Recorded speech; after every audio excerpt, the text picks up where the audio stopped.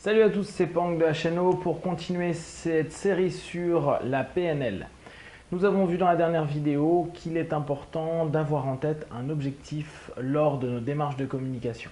Ça peut toujours paraître un peu surprenant, on a parfois l'impression que ce n'est pas du tout naturel, cependant observez-vous et constatez que tout rapport que vous mettez en place au niveau de la communication a un objectif. C'est important de garder en tête ce principe-là. Je vais en rapport avec les gens, je vais en communication avec les gens, ne serait-ce que pour me détendre, me relaxer, pour apprendre de nouvelles choses, pour rencontrer, dans un objectif qui est justement apprendre, se relaxer, rencontrer.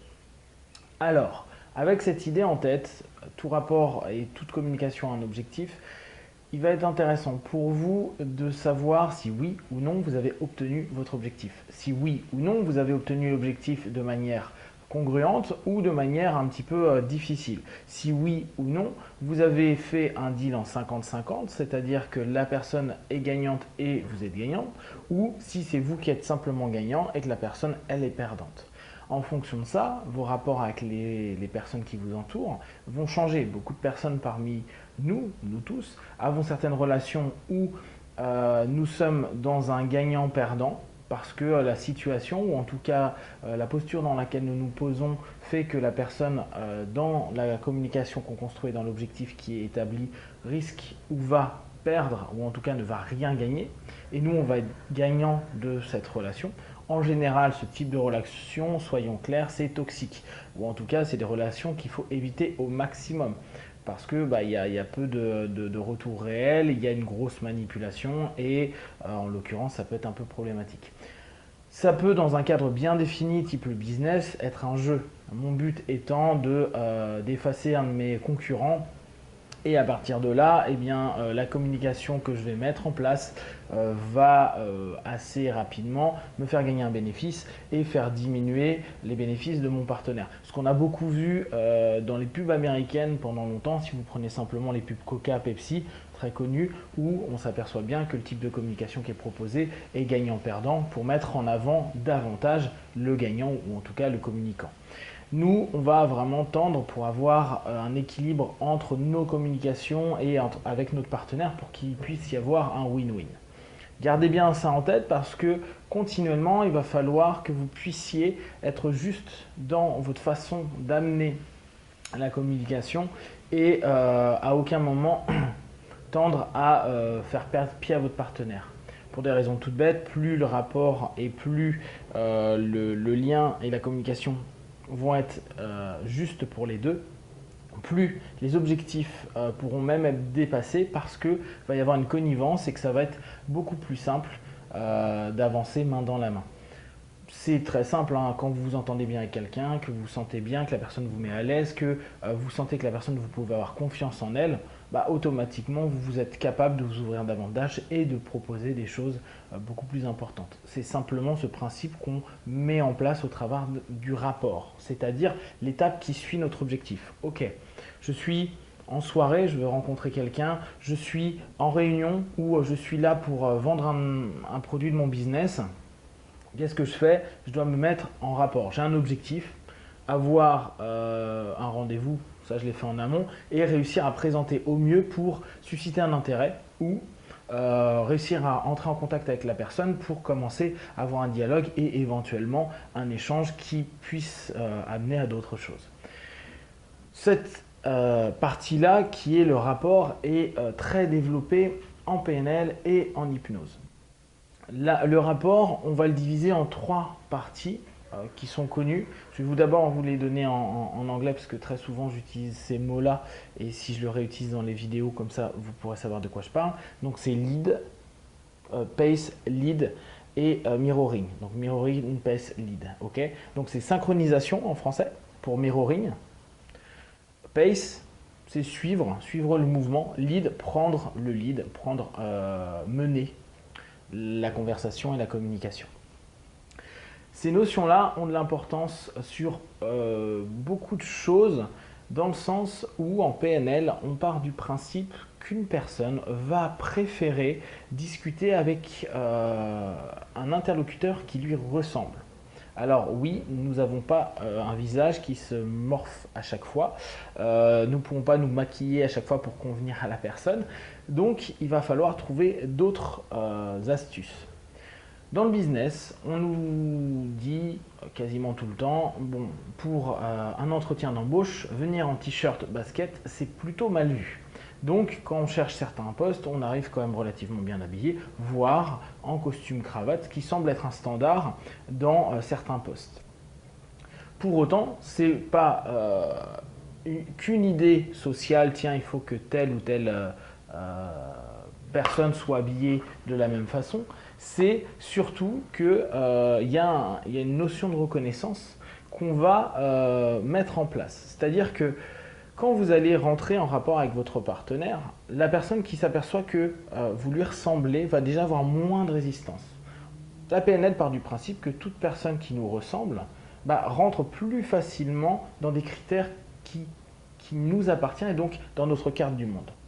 En réalité, les premiers moments du rapport, c'est un petit peu entrer dans la carte du monde du partenaire pour qu'il puisse avoir confiance en nous et en tout cas obtenir une ouverture potentielle de son conscient et également de son subconscient, de se dire tiens, on est de la même famille entre guillemets. Exemple très très simple, outre le costume que tout le monde n'utilise pas, mais vous partez en vacances.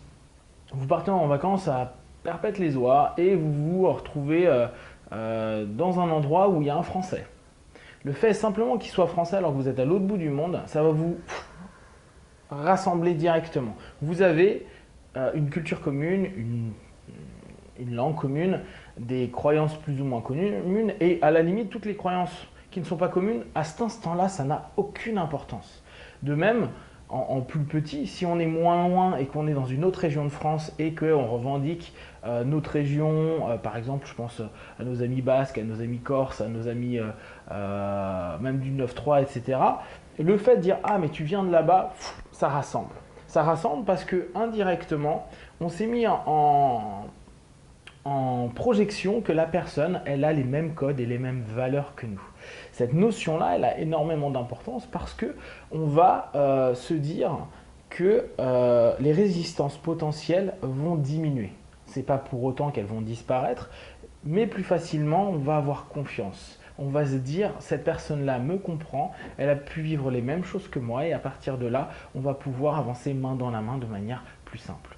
C'est pour cette raison que souvent dans les notions de séduction, que ce soit avec une femme, un homme ou que ce soit séduction plus sociale, on va tenter de trouver un point commun, une activité, une croyance, un élément qui va pouvoir être partagé par les deux partenaires et donc à ce moment-là créer ce lien, ce rapport et ouvrir une porte.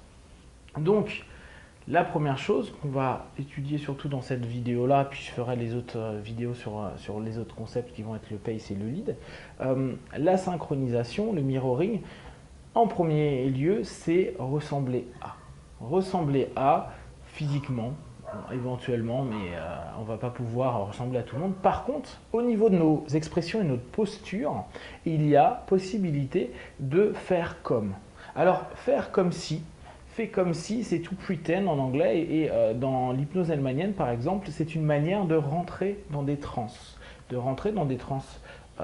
plus ouvertes vis-à-vis de soi-même, mais également vis-à-vis de son partenaire.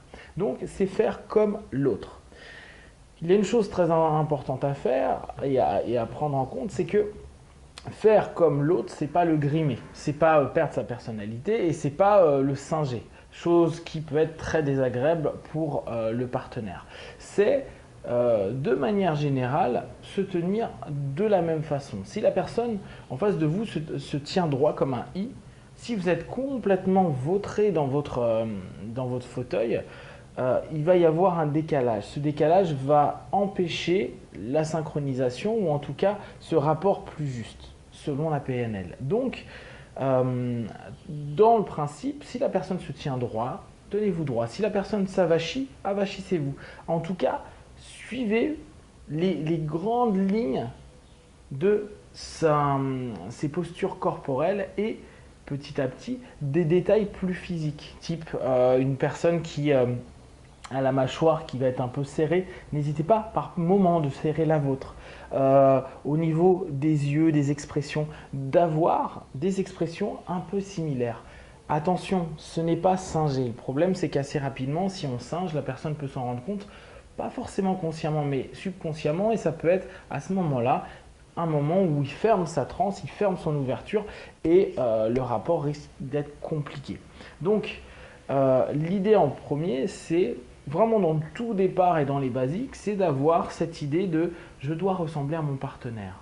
Mon partenaire, au départ, très souvent, vous pouvez vous amuser, et ça je vous le conseille comme petit exercice, prenez une personne qui est proche de vous et puis commencez à faire comme lui.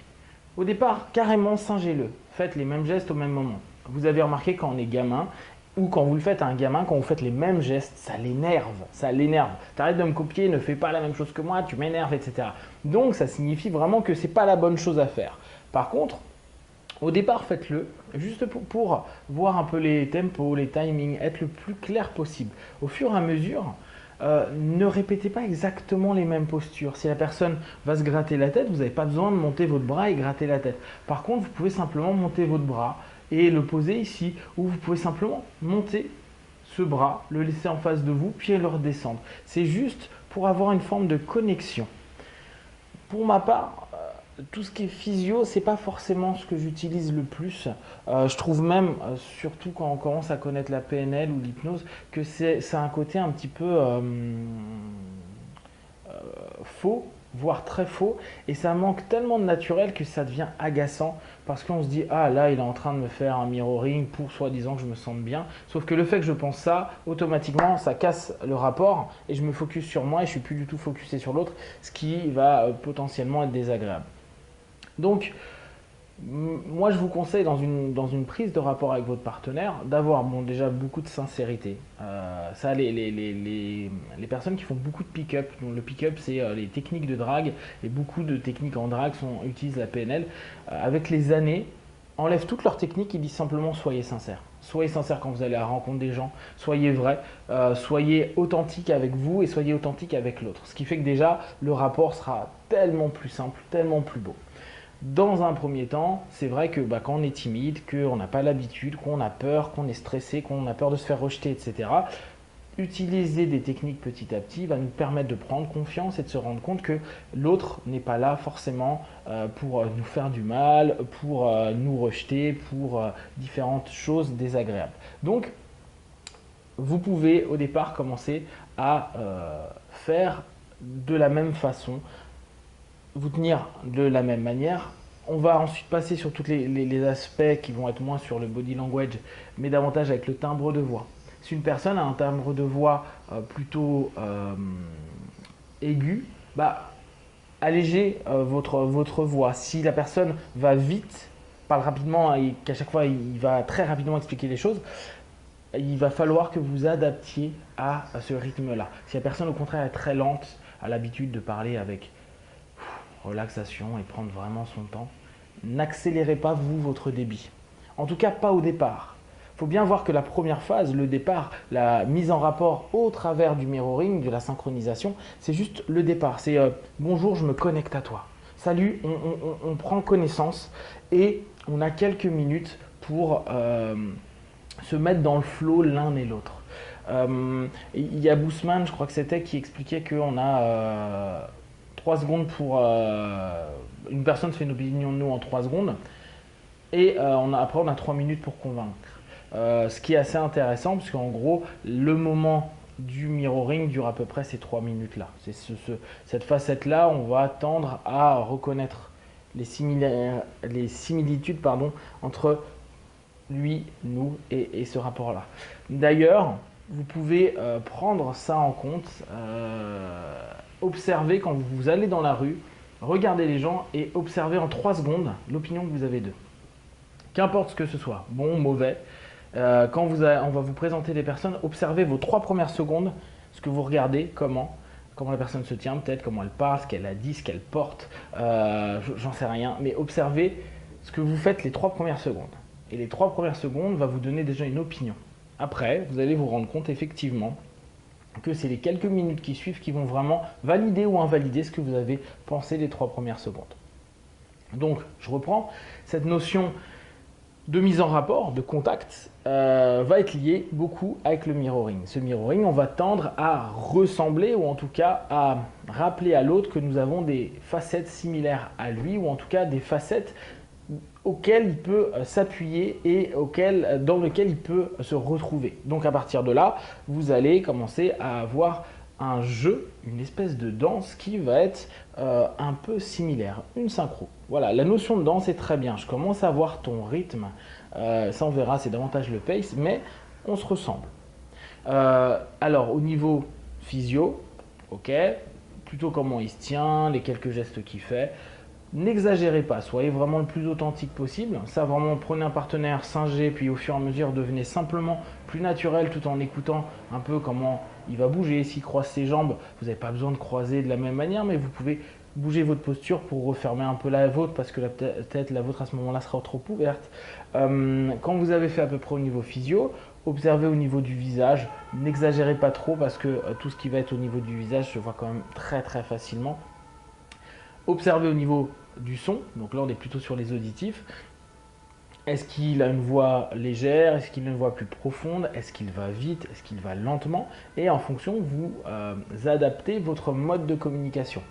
N'oubliez pas, il va falloir commencer à être flexible, c'est-à-dire que la manière dont vous vivez, votre carte du monde n'est pas plus juste que la sienne. Là, il faut comprendre la sienne, rentrer en rapport avec la sienne, lui montrer qu'on peut parler la même langue et commencer à créer ce rapport entre lui, elle et nous. De là, vous allez avoir des techniques un peu plus avancées. Si vous voulez, on en reparlera plus tard dans une vidéo, si vous avez en tout cas des questions, qui va être de se synchroniser sur sa respiration. C'est-à-dire quand il inspire, vous inspirez. Quand il expire, vous expirez. Vous allez vous rendre compte, faites toujours ces petits jeux-là. Singez, synchronisez-vous au niveau du body language, au niveau de la voix, singez de moins en moins, devenez de plus en plus en lien. Et après, observez au niveau de la respiration. Il inspire, j'inspire, il expire, j'expire. Attention, quand on est dans de la PNL en communication, donc vers l'extérieur, il va falloir prendre quelques attitudes où si vous êtes en train de regarder la poitrine d'une femme qui est en train de respirer, risque de pas terriblement bien le prendre. Donc faites bien gaffe à ça et vous ne vous perdez pas non plus dans cette rythmique-là parce que n'oubliez pas, vous créez un rapport dynamique. Il vous parle, vous répondez, vous posez des questions, il répond. Donc il y a un rapport. C'est pas comme quand on est dans une séance de PNL ou une séance d'hypnose où là la personne peut être plus ou moins détendue, avoir les yeux fermés pour certains et dans ce cas-là ça ne pose aucun problème d'avoir ce lien au niveau de la respiration.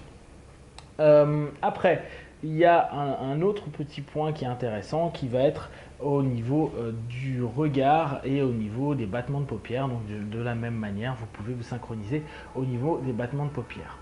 De mon point de vue, après, toutes les écoles le font de manière différente. Vous n'avez pas à le faire 2 heures. Vous avez juste à le faire au départ pour créer un rapport, un lien et d'ouvrir au maximum la personne parce que vous avez un objectif, parce que vous voulez rentrer en contact avec, parce que vous voulez mettre une ambiance qui est positive, parce que vous voulez introduire vos nouveaux produits, parce que vous voulez vous présenter. Vous avez un objectif. Cet objectif-là, vous devez d'abord passer par une première étape. Et cette première étape, c'est justement commencer à avoir ce mirroring pour après, ce qu'on va voir dans les autres vidéos, passer par le pace, donc avoir justement la rythmique de danse dont je vous parlais tout à l'heure, et le lead, de temps à autre reprendre le lead pour votre objectif et aller vers votre objectif et ne pas vous perdre au travers de l'objectif conscient ou inconscient de votre partenaire. À savoir que si vous étudiez de la PNL, de l'hypnose ou qu'importe le système de développement personnel, c'est quand même pour prendre des leads par moment, donc aller vers vos objectifs et pas nécessairement aller vers celui de l'autre. D'accord? Même si, n'oubliez pas, c'est toujours win-win. En tout cas, c'est ce que je vous conseille. Faites gagner votre partenaire quoi qu'il arrive. Une rencontre, même si elle est éphémère, la personne, si elle part avec le sourire, eh ben c'est très bien. Si en B2B, vous n'avez pas réussi à vendre votre produit, c'est pas grave. Par contre, qu'il garde une bonne une bonne image de vous, parce que peut-être plus tard vous allez les recontacter et vous allez retenter de travailler avec. Donc, je résume. On rentre en rapport avec notre partenaire à partir du moment où on a un objectif. Dès qu'on a ce rapport-là, on va chercher à avoir une idée de synchronisation, de mirroring avec, au travers de différentes facettes physiologiques, liées surtout au body language. Après, on va pouvoir le faire au niveau de la voix. Après, on va pouvoir le faire au niveau du souffle et on va pouvoir le faire au niveau des battements de paupières. C'est du B à bas, c'est du basique. On verra au fur et à mesure, il y a plein de petits éléments, il y a plein de façons de faire. Mais en tout cas, dans un premier temps, je vous conseille de faire des exercices singés très rapidement pour voir à quel point c'est désagréable. Puis au fur et à mesure, devenez plus subtil, juste quelques parties du corps, quelques mouvements, quelques souffles. Et vous allez vous rendre compte que, effectivement, posez la question bien sûr à votre partenaire, comment il se sent la plupart du temps, va se sentir bien. Bon, au départ, faites-le avec une personne qui sait ce que vous allez faire. Et après, allez dans la rue, ou faites-le avec vos collègues qui ne sont pas au courant en réunion, faites-le avec vos enfants ou n'importe qui, et vous allez vous rendre compte des effets retours, des feedbacks que vous allez obtenir. N'oubliez pas, il n'y a aucun échec en PNL, il n'y a que des feedbacks, des retours d'expérience, et les retours d'expérience nous permettent de nous améliorer. Je vous dis à très bientôt pour d'autres vidéos. Prenez soin de vous. Ciao.